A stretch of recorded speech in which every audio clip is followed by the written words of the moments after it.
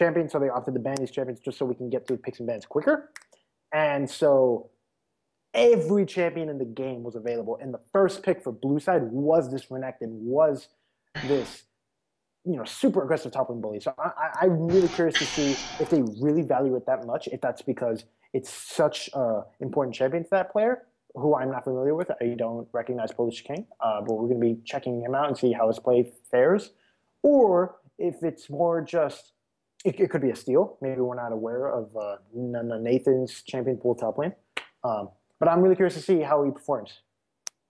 In all honesty, I was really expecting the Fiora or the Darius to come out just because they are both open and they're both really strong champions right now. Like, he did not know that the Maokai was going to get picked into the Renekton, but just the sole fact that you can blind pick the Fiora, even though it does have that poor matchup into the Darius, it's still a pretty strong pick, and you can still do much with it when the team fights start happening, especially if you can get out that AoE ultimate. Absolutely. It's a very strong AoE heal. We're talking a 60% AD scaling on the heal. And the base on it is really good. I say the base is about as good as Janna's ultimate, actually. Cannot agree more. So, ladies and gentlemen, again, thank you very much for being here with us and being patient. Just to give you guys a quick reintroduction, this is Intro Week 1, Game 3 of the night. Team 8 reverse. On the blue side, that's going to be Polish King Fick in the top lane, in the jungle Majest, in the mid lane X-Balls. Boss. 80 carry, Justin Kang support Luzek. And over on the purple side, or the red side, Team 14, Team So Weak. That's going to be Nana Nathan in the top lane, Igly in the jungle, Monkey in the mid lane, and Robobot 80 carry Wardley support. Again, two of the more higher seeded teams in terms of solo queue ranking and talent. So this should be a very explosive, high mechanic, hopefully, higher mechanic game, and it should be a pleasure to watch. So I'm excited to get into this game. This is going to be very interesting in terms of the team fight potential between two teams, because if you look on the side of the blue side, you have Renekton, Braum, and you have Ahri. So in terms of teamfight initiation, you're looking at either an Ahri Charm onto a potential target, looking at maybe a Glacial Fissure, and then you also have maybe a Renekton Stun onto a target. So when you consider it, they actually don't have very reliable engage, so I think that might pose a problem for them in terms of getting the teamfights happen, where if you look on the other side, you have a potential Sono ultimate, you have the Maokai snare, you have maybe a LeBlanc chain or the Lee Sin insect. So I feel those problems of not having a reliable initiation for the most part on both sides of the teams might be a little hard in terms of getting that team fight started, and it's more difficult for blue side just because they don't have that much to start a team fight aside from maybe an Ahri Charm. It's definitely going to be an eye to keep out on.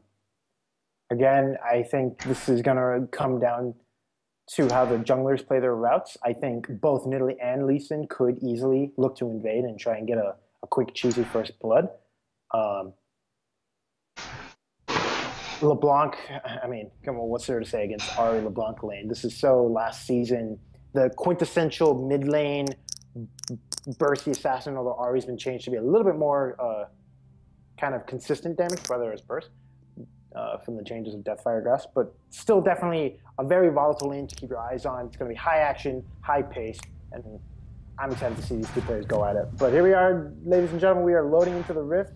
Players are buying their items, and we're seeing lots of pings and a very early pause and unpause. Well, I wonder what the issue might have been there. Perhaps slight lag. Definitely interesting. Looks like the teams are good, though. But hey, you know what? We almost made it throughout the day without a pause. I'm so upset right now. The record is 2 games now without a pause. 2 games. Although they probably get the record for shortest pause of the season. This is true, probably. Although, it's funny you mentioned the Ahri versus LeBlanc matchup, because I've seen that matchup very numerous times in the NALCS, where the Ahri, for the most part, usually wins it, and the reason why they do win it is just because of itemization choices. So when it comes to itemization wise, so you have more LeBlanc that wants to get the Morel Namicom into maybe a Lunazek or Death Cap, depending on how much gold she has. Right. Then you have the Ari that can opt to go for this is the Winter's Bite, and the Concussive Blows lands for the passive with it, and Knight for the first blood. That is very interesting that Maokai decided to stand right there, because if, let's say, you want to see where the enemy team was, right? You would just start sapling as Maokai and then toss saplings around, give yourself early vision. Oh, but we have a pause here, so maybe he disconnected potentially? Disconnect. Okay. It was a disconnect, okay. When it comes to our rulings, do we get a remake for DC? No, there is no remake because First Blood has already occurred. Right, because it happened after the First Blood, right? So they had to play through it. He was moving. As I recall it, he was moving at the time of the First Blood. We would need to investigate this matter. This is the second pause from the red side. Yeah. So, as I was mentioning from before the DC occurred, so when it comes to the Ahri versus LeBlanc matchup, the Ahri has the option of getting magic resist items, so she can gain the Athene's Unholy Grails, gives you 25 magic resist, and then after that you get the Abyssal Scepter, which gives you 50 MR, along with the MR reduction aura and the extra AP. So when an Ahri has both Abyssal Scepter and Athene's, that's so much magic resist to the point where if they're doing a one-on-one fight, the LeBlanc is unable to burst the Ahri just from the sheer amount of magic resistance that the Ahri has, whereas the Ahri can burst down the LeBlanc just off of the MR reduction aura and the AP that she gets from those items. So it's something to look at, especially if the LeBlanc herself decides to get Abyssal Scepter, because most LeBlancs usually don't do that in the earlier stages of the game.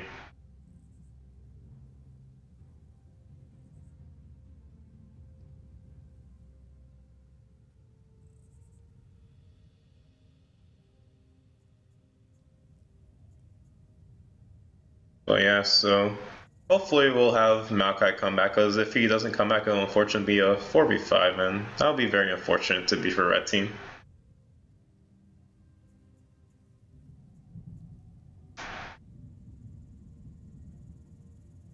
Oh wow, I just realized that that's the DJ Sona skin, Actually, that skin looks pretty cool, but the thing I like the most about it, besides the obvious booty that she has, is the fact that the dance reference is to the Caramel Dancing, which is this really adorable dance that I really like seeing. I don't know about you guys, but if you have the time, just Google Caramel Dancing. It's a really adorable dance. I mean, I just think it's adorable, but then again, I just love anime too much. So I'm back. I believe we should be seeing the game start in the next 20 or so seconds, according to what the captain of the red side told me. It was a disconnect. Maokai did disconnect. Unfortunately, the First Blood has occurred, so the game needs to be played. There is no turning back at this point.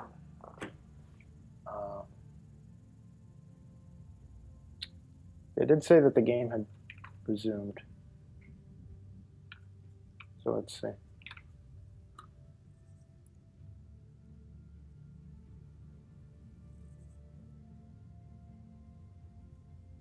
Oh, yeah, he did reconnect, so it seems like the issue is probably going to be resolved, and we're going to see a resume, and then the game to start.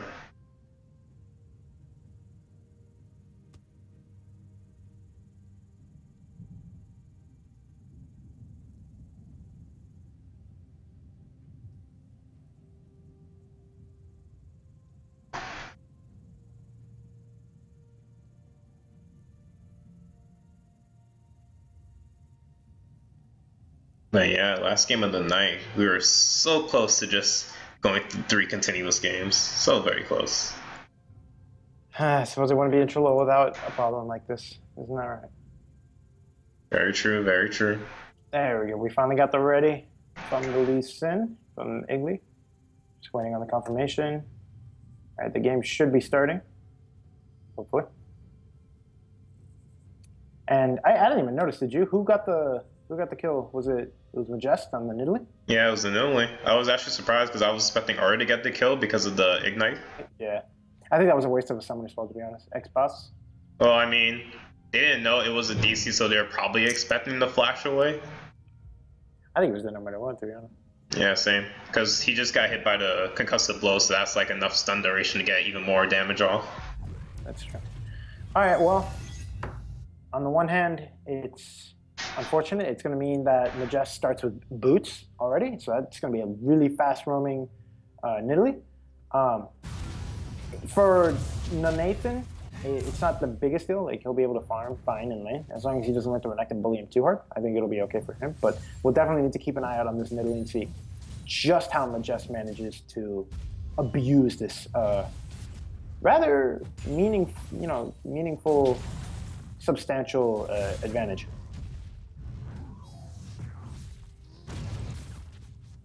And that is a really cool Renekton skin. Which one is that one? It's the Jurassic one, I believe. I have not seen that one yet, actually. That's really nice. Yeah, it's been a while since I've seen any of the Jurassic skins, in all honesty. They look really cool, too, especially the ones for like Anivia and Cho'Gath. Take a look in the bottom right there. We see Iggly will be stealing away the red buff from Majest. And something tells me that Majest might actually be thinking of invading Iggly's red side. Will we see? If Majest does not invade Iggly's red side, then he will be very, very sad to find his red buff missing. But a very clean, very quick kind of walk by burglary. Just goes in, takes the red, and gets out. Completely clean. Again, Majest has absolutely no vision of this. He also completely killed the red too, so that means he has a timer on it, and we'll know if either A, the Nidalee will try to go for it again, or if he'll just maybe play around the fact that he had the red buff timer now. He does spot the ward though, so that's... He definitely knows. So now he knows. The pretty passive bot lane. Interesting about that too was that he was able to spot the ward through the raptor buff, so maybe when Lee Sin did the red, it probably would have been better for him to kill the raptors after and then go away. But maybe he just killed the red just because he didn't know if Nidalee was gonna do romp blue and then immediately go red. So here comes another deep invade. Steps on the trap. Majest is aware now. And this is the spear. Majest is level 4 though. I think that's partially in part due to the first blood, and that's the reason why he has. That is true. The Iggly. So I think Majest. Oh, the Q lands onto the Ahri, but she flashes away, but Ignite goes down on her. Auto attack comes out from LeBlanc, and that is the kill for LeBlanc. You have to flash the Lee Sin Q. If you let the Q hit you, at that point, you're a dead man no matter what you do. Either flash the Q or the LeBlanc chain, honestly. Yeah, either one would have been, like, she could have survived if either one missed. In a situation like that, I feel like it'd be better to prioritize flashing the LeBlanc chain, just because if you flash with the Lee Sin Q still on you, like if you flash when you're under your tower, you still have the potential to either kill him or make him blow his own flash. Ooh, and we've seen Nathan being forced to flash. I think Polish King missed an opportunity for a kill. Does manage to port back to the fountain, get a heal up. Is he going to be going for that Ranger's Glory Rush? Should we see a lot of Maokai's go for, or is he going to be going for Rod, a more traditional build? What I see some do is that they opt to get the Catalyst just for the lane sustain, and then they start building their core items after the Catalyst, so they might do Catalyst into the Frozen Heart or Catalyst into the Spirit Visage, depending on like what the lane matchup is looking like. In this matchup, you probably want to do the Catalyst into the Frozen Heart, just because it's so good against, you have the armor against Renekton, and then you have the Frozen Heart attack speed or reduction against the Vayne in the later stages of the game. Absolutely. And keep your eyes on this mid lane. This is going to be so rough now for Xbox. He's down a level. Dude, this is a gank. The stun lands, but the spear misses. Will he actually live? Well, what about the next spear? The slow comes out. So, but he flashes forward. But will this be a kill for him against the Lee Sin? Lee Sin, he missed the auto. He gets the AoE slow up. Well, will he be able to get the kill on the Nidalee? The Nidalee gets away. That is so unfortunate. He missed an auto attack. Double exhaust coming out onto the bomb lane. And the spear. Oh. Vayne goes down to the minion aggro. Wow, we have cross-map fighting there. I was watching the top lane. The great spear accuracy from Majest hitting both of them in that fight. Whereas bot lane, I actually did not catch that. So one thing I want to mention is that So we have the boost of mobility on the Nidalee, so that actually let her live against the Lee Sin just because she had that extra move speed to get away with. If she didn't have those boosts, she actually would have died to the Lee Sin. But that gank should have been probably required more coordination between the two, because if you're Nidalee ganking with someone that has like CC, so you know Renekton's gonna land a CC because you know it's a point and click stun. So when the point and click stun lands, you want to throw your spear immediately when it lands because you know it's a guaranteed skill shot hit, and you'll be able to get your Empower Hunter proc damage off of the spear landing. So Nidalee should have waited on throwing the spear and was waiting on the stun, because her not waiting on that almost costed her life, and the only reason why she got away was just because of the early boots. And it was just barely luck, but the Jinx is getting caught a little bit, gets stunned by the concussive blows, but the Condemn doesn't land, but it doesn't even matter because the Vayne still gets the kill, and this is another concussive blows problem. Can she get the silver prop? The Sona flashes away. That's very unfortunate for the Jinx. Incredibly so. This bot lane is going to be so rough from here on out. You know, a 2-1 Vayne. Vayne is one of those AD carries that snowballs incredibly well. When you're having an easy time through your laning phase as a late game scaling hyper carry, it's always nice to have. But we see these two distinct advantages from the two teams. We see the LeBlanc almost 40 CS ahead now of Xbox in the mid lane. But in the bottom lane, we do see that this Vayne is giving this Jinx, this Vayne Braum, just giving this Jinx so much problems. And I believe the CS deficit between the two is just going to continue to balloon. So you have to look towards the red side making plays with this LeBlanc. And this is exactly how they do it. The 3-man gang top is going to be spotted. Looks like Postman will get out safely. So when you look at everything, you have the top lane matchup where it's in Renekton's favor because Renekton is a lane bully and Maokai just wants to scale up and get those items. You have Ahri in the middle lane losing to LeBlanc off of that early gank. This can be probably potentially a solo kill for Renekton where he flashes 4 and gets the last auto off. So right now, it's in blue team's favor. It's going to be very hard for red team to come back just because you have really weak lanes in each side against lane bullies. But the Ahri comes in for the gank. The charm lands on the Jinx, and the Vayne gets the damage off, process concussive blows, and finishes her off. Will they dive the Jinx? The snare, not snare, the charm misses, and the Condemn wasn't able to get the stun off onto the tower. Oh my, things are not looking good for the blue team. Their star players, Igly and Monkey, are playing very well thus far in the game, but the rest of their lanes are just crumbling under the pressure. You know, it's unfortunate for the mid lane too, because off of that roam, while Ahri was able to get a kill, she lost out on CS, lost out on the experience, and then you had LeBlanc pushing down her tower. So now when you're playing into LeBlanc, you always want to have her shoved in, just because you force her to focus on farming the minions instead of farming you. But with that roam, even though it got their team a kill, they weren't able to get a tower off this, so you're going to see the ramifications of that. But the Braum might just die to this right here. The Zap hits a minion. The Condemn onto the Sona. Will Braum live? Can the next Zap hit him? The movement speed from the Sona, but the Braum looks to turn around the fight, and the heal comes out, and they finish off the Jinx, but Braum goes down as well as Vayne gets a double kill. Meanwhile, a fight happening in the middle, and it's a 2v2 between mid and jungle. Will the Ignite kill the Ahri? No, it doesn't because of the boo, but the Ignite does get her as well. So many plays, so much action going across the map. We were talking about how it'd be up to this LeBlanc and this Lee Sin to carry this red side, this struggling red side, and relieve pressure. And they do secure the kill onto Xbox, but man, this Vayne is just getting more and more fed. And something I want to really track is how this Vayne's going to build, because ideally you're ahead. You're going to win in bot lane, as we see Nathan losing heavily at trade against Polish King. But as I was saying, we're going to see this Vayne get big.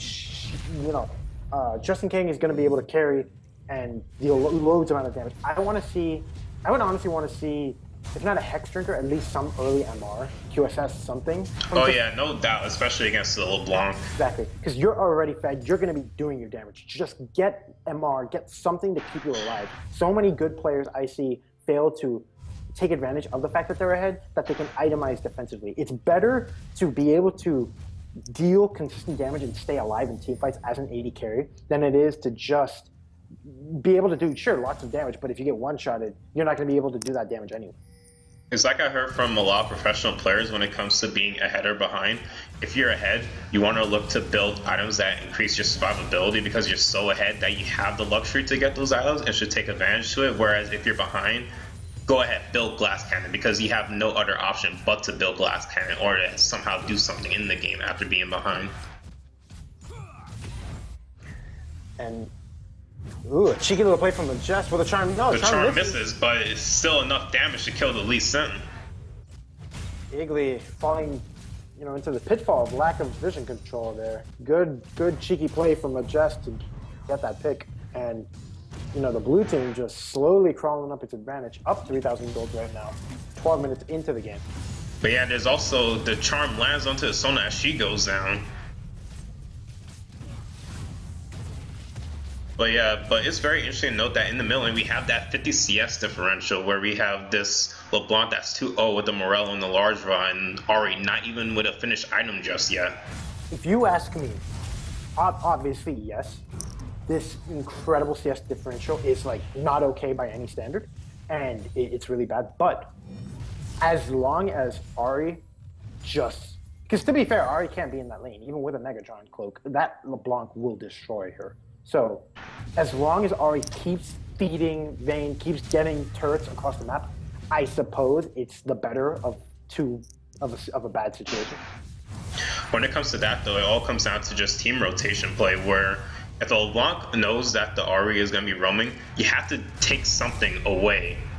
And because you can't just let the Ari roam for free, because she's getting, you know, certain things off of roams. In this case, it's kills for Vayne and just hopefully still by Vayne. To be if fair, you're LeBlanc, to be fair, Monkey did get the mid turret, so objective taken there. I agree with you. We just need to see Monkey do more, either match the rotations or just take more towers, which is something that's very hard for LeBlanc to do, just because LeBlanc is one of those champions that just wants to look for picks in between rotational play and see if she can get kills that way and keep snowballing her advantages, as that assassin just wants to burst down anyone that even looks at her the wrong way.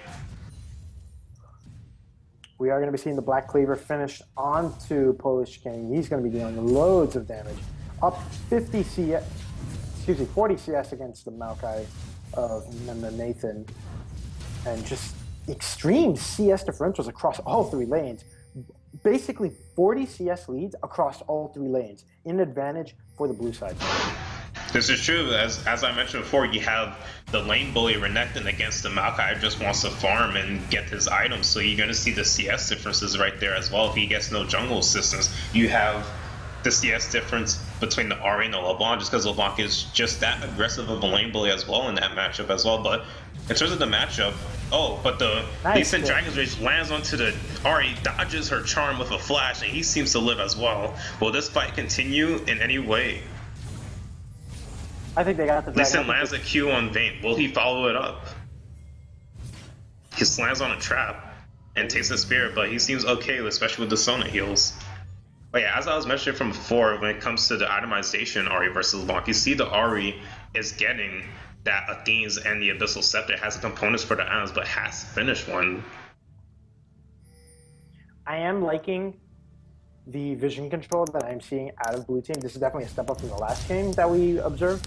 Definitely more and more Luzek being more proactive with his Sightstone, buying pink wards, securing vision for those neutral objectives, doing a great job just to keep his team safe so that they can continue to make these roaming picks. And to their credit also, red side is also doing their best to keep wards. You see on the left side, they do have that pink ward down. They do have vision. I believe it's just a matter of the fact that they're losing, that their vision control is lacking. But, you know, kudos to them for trying at the very least to expand their ward coverage. You know, speaking of Sightstones, you would normally see a Sightstone on a Lee Sin by now, but he's opting for a lot more damage, even though he's 2-2, which, in my humble opinion, as a Lee Sin player, I would say that that's considered being behind as Lee Sin, just because if you're 0-2-2, I feel like you should opt for a bit more resistances or some HP instead of just going more damage, which if he thinks he can turn him being behind with that damage, by all means, go for it. But I just feel it's just safer by just get defense outs. But this fight is happening as it's a 3-3 skirmish with the teleport coming in from the Maokai with the Jinx ulti hitting Renekton. But LeBlanc gets charmed and gets destroyed by a spear as the fight keeps raging on with Renekton dashing in and Ahri getting exhausted. But the Vayne pops the final hour as she opts to finish off the Maokai. And this team is going to take the tier 1 tower and potentially a tier 2 tower in response. Jinx was just nowhere to be in that fight, but also great charm coming out of Xbox just to stop the LeBlanc in the tracks. Man, and Team Reverse is just playing this team game very well and just, for the most part, winning all across the map. The only exception, of course, being that mid lane. But, you know, credit to Xbox, falling behind in the mid lane after that gank, still staying relative, still helping his teammates, still getting his AD carry ahead. You know, great job for him to be, at the very least, proactive. You know, a misplay from LeBlanc in that fight where she opted to distort forward to look to deal some damage, but ended up getting charmed. And I'm not sure if the charm was a preemptive charm onto the distortion or if they just threw it out after the distort, but it landed on LeBlanc and she got focused down by all the damage, especially that Nidalee spear. I mean, this is a Nidalee that has Runeblade, Rod of Ages. That's a lot of damage. Give it another 10 minutes and add a Void Staff, and her spears will be chunking you for, if not all of your health, a good 90% of it. This is definitely a very scary Team Reverse to be up against. A good 7,000 gold lead at 18 minutes. How do you come back from this? What's your game plan? What are you thinking if you're Team 14, if your team's so weak? Well, when you're on the red side, you have to look at, listen, they're ahead. You don't have the tools that are needed to initiate fights. Maokai is behind. Lee Sin is behind. And doesn't have aim defensive items. Jinx doesn't even have an IE finish, whereas Vayne has 2 items. At this point in the game, you have to look to keep up vision and look to get picks as best as you can to scrap by on some shutdown goal. Because by no means will you win a 5v5 fight unless blue side actually messes up in their positioning in the fight. Going to be really tough, and again, Team Reverse doing a good job expanding their ward line. Look how they're getting wards deep into the jungle. They have vision of where Igly is. They know where the counterplays can come from, and they prepare for it accordingly. Good damage, though. Charm misses, but the chain does land the CC. Will Listen be able to follow up on anything? But he already used his Q, and the LeBlanc was able to burst down the Nidalee. The Q lands onto the Braum, who just gets by Dragon Rage and followed by the second Q. The AoE slow comes out. LeBlanc flashes away and hops over to Ahri.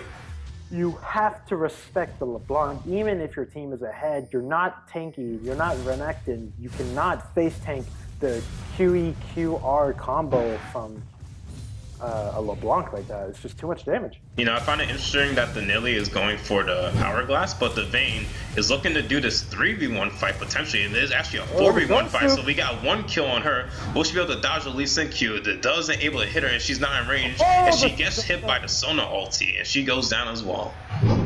Very good attempt. At the very least, taking an equal kill for just in case troubles. But that is a shutdown. That is going to be quite a decent kill in the bank. True, it is a 1-for-1 trade. And Monkey here is just trying his best to keep his team in the game, trying to get these picks, trying to delay the inevitable sieges, the inevitable dragons, the inevitable Baron takes. If Monkey can do enough to keep his team from losing outright now, there's a good chance that they can scale and that they can come back. That's not to say, of course, that Teammate Reverse doesn't have an amazing scaling comp either. You have an Ahri, you have a Nidalee, and you have a Vayne. The damage that those 2 champions are putting out right now is not going to get any better for Team 14. It's going to get a lot worse. But yeah, the Dragon is live now, and it looks like blue team is going to want to take it. Will red team go for the contestation? It is only 2 people, and they are standing on the ward. Red team does see this happening. But they have 3 people. Teleport is down, unfortunately. I would be very surprised to see the face check. There they goes for the stun onto the Sona, who is about to die, and the Glacial Fissure pops up the Jinx as blue team looking to finish off the Jinx. The concussive blows prosper the stun, and Jinx goes down. And that's absolutely a miscommunication of some sort. Renekton flash forward, gets the stun off anyways. Can Braum hit the Winter's Bite onto the Maokai, who gets hit by the concussive blow stun, and he falls down as well. Will Lee Sin fall as well? Yes, he does. And it looks like blue team can look to either take the tier 2 tower or take Baron Nashor. And you saw the buff damage from the Lee Sin Dragon Rage. He does so much damage. Imagine if he had, perhaps, he just completed Ravenous Hydra. Imagine if he had his Hydra plus a Last Whisper. That would have been a dead Ahri, and maybe even a dead Vayne right there.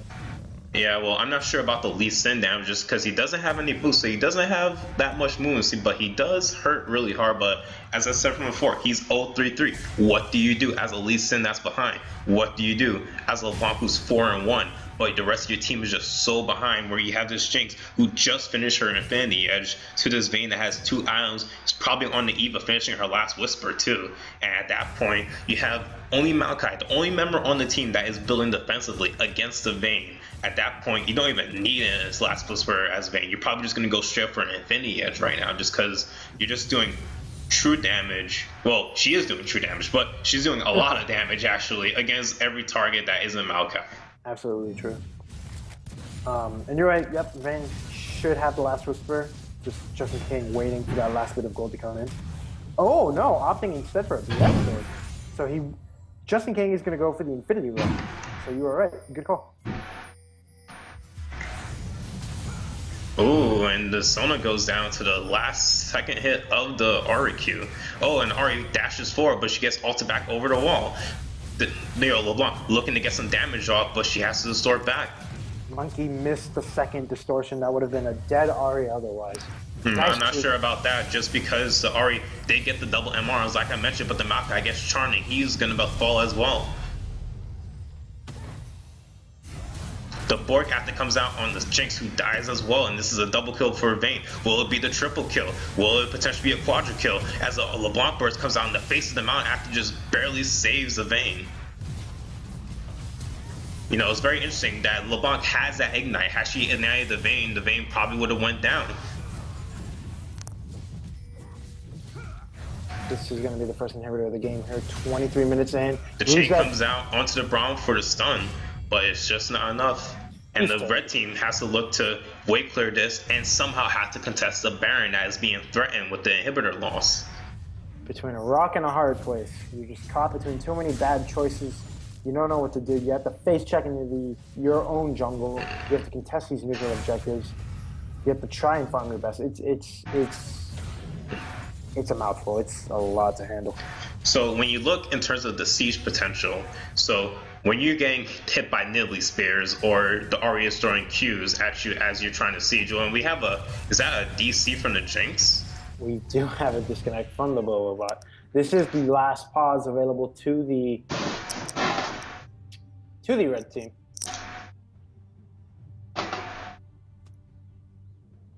We have some context here.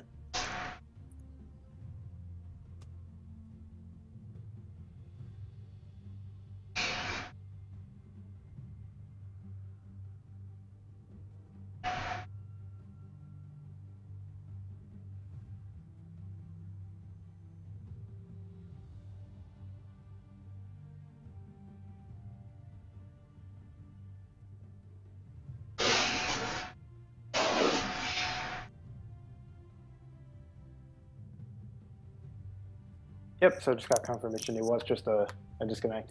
The game will be resuming right now, and that is it. The red team has no more pauses, so if they, for whatever reason, do have a disconnect, then unfortunately they just have to play the game out 4v5, which would be really worst case scenario considering they're down 11, almost 12,000 gold at 24 minutes. This is true. As I mentioned from before, the Baron is being threatened by the blue side. They have a pink war on it, so they can go for it anytime they like, and all red team has to do is to either check with a Maokai sapling or just let them have it. And this opportunity, you have to let them have it because you can't contest it. You're too far behind. It's 22-6 with a 10k gold lead. There's nothing much red team can do in the situation to contest the Baron. Both Polish King and Justin King, both these top and bot lanes have an 80, almost 90 CS advantage over their opponent. So I personally don't agree with what blue team is trying to do here because they have 2 people top, 3 people bottom side. Ooh. You can't really siege just because, well, apparently when you get a pick like that, now you can siege. I was not expecting them to get that pick. Good juke. But yeah, as I mentioned from before, look at the atomization from the Ari. Abyssal Scepter, Athene's Unholy. That's too much MR. LeBlanc can't burst you at that point when you have that much magic resistance. That's absolutely true. LeBlanc needs the Void Staff to be able to do much to this Ari. But we're just going to be seeing pressure on the top and pressure on the bottom lane. This Vayne carry just pushing these waves of getting these towers down. Bobobot just Jinx stuck in the mid lane, unable to do anything useful. This might be a 2v2 fight. Bobobot almost just died to the super minions in mid lane. How unfortunate. The inhib mid is still open, and blue team is still looking to try and do something around that. I'm telling you, all blue team has to do is just send 5 people to the Baron. After you do the Baron, you just Baron recall, go to Dragon, take the Dragon, and then just siege the outer towers. They can't do anything, but they look to get the pick on the Ahri from the Lee Sin, but the Ahri barely lives as Makai is going low. He's probably going to go down. LeBlanc has a Hunter proc on her as she tries to flash. Yes, she does flash a Nilly Spear. Can she kill us? Yes, she gets a Nilly kill. But what about the rest of her team? We have 2 low members. Makai went down, and it is a 1-for-1 in the end of it all. Unfortunate. Igly misses the resonating strike onto X-Balls and is unable to connect for that kill. So it is a 1-for-1, but tower is taken by Team Reverse, who are now backing and will most likely be rushing the Dragon upon spawn. And then depending on pick situation or not, they will go Baron. In terms of closing out this game, all they have to do is just go from Dragon to Baron, or Baron to Dragon, whichever one they want to do. Because you have the Dragon move speed, and I believe also if you kill the Dragon, it also lets you do more damage to the Baron off of the 4th Dragon buff. Let's see, is it how many dragons? 4? Yep, that's correct. So in this case, it would be more optimal to kill the Dragon so that you get the buff to do more damage to Baron, and then kill the Baron right afterwards, because you still have that inhibitor now. They're not making the pressure they can make with the inhibitor loss that they can potentially make, especially with this lease. 14k gold lead. You should feel empowered to take whatever neutral objective you can take, because if they want to fight for that objective, you just kill all of them just because you're that far ahead. And right now, I think we're just seeing Baron Bates. I mean, you're just so far ahead. Just do the Baron. You should be feeling. See, confident. there you go. Yeah. The worst possible case scenario is that Igly steals it somehow, or that Monkey kills somebody. But that's not gonna happen. Yeah, it's not gonna happen. If you look at the menu, they had like vision over their whole entire red side jungle. There's no way to be able to contest that. So with the Baron, now you can go get the Dragon, and after getting the Dragon, I think they're actually sending Vayne the 1v1 the Dragon, which is fine. You can do that. Yeah. And now that you have that down, you're going to go either for the top tower, or you're going to go for the bot tower, or you might have to get the inhib now. See the inhib response. So now you have to go get the inhib. Once you get the inhib, you're going to want to get either top or bot. But in order to get those, you need a minion wave, so you're going to have Renekton split push, because Renekton has a teleport for the minion wave. And I love seeing this early Spectre's Cowl out from Justin Kane. Again, you don't need to be dealing, tons of damage. You don't need 10 Trinity Forces worth of damage. You just need your item core and then get defensive. Don't run the risk of LeBlanc somehow two-shotting you, right? Like, if you build the Banshee's Row, if you build the whatever it is, the Banshee's Row probably in this scenario, that Vayne wants to build, you'll be fine. You'll be able to do your damage. You'll be able to lifesteal anything you do take up, and you'll be able to ace the enemy team. Also has the IE Shiv and Boar, so she's doing plenty of damage. Like, Makai isn't going to live through, right? All he has is a Frozen Heart, maybe some defensive items and some HP, but it's just not enough against how much damage Vayne can do. Like, look how much that auto attack just did to him. Absolutely. That was just a tumble auto, which was probably, with a ship proc, not have critted as well. Lee Sin follows up on the Q, actually, kicks Ahri, but he dies. Unfortunate. And that was also very unfortunate, just because you didn't have Nilly there. Renekton does have teleport, but that's potentially a 4v5 fight, and the fact that they couldn't even do anything with that just means they're going to lose their whole entire base to this siege. You can't do anything with the Nilly Spears. You can't do anything with Vayne so far ahead. You're just going to lose all your towers. All your towers and your inhibitors. So Just that's in case. one inhibitor down. Not It's about to be the Baron second one. As Renekton split pushing to get the top lane inhib, and it's about to be all 3 inhibs dead as blue team is about to secure their win against the red team. I don't think they need to back. They can just finish the game right now. Oh yeah, more than likely they can just finish this right here right now. They're that far ahead. Apply the Baron buff to the minions and just keep going. At this stage in the game, 30 minutes in, the minions alone will just win you the game.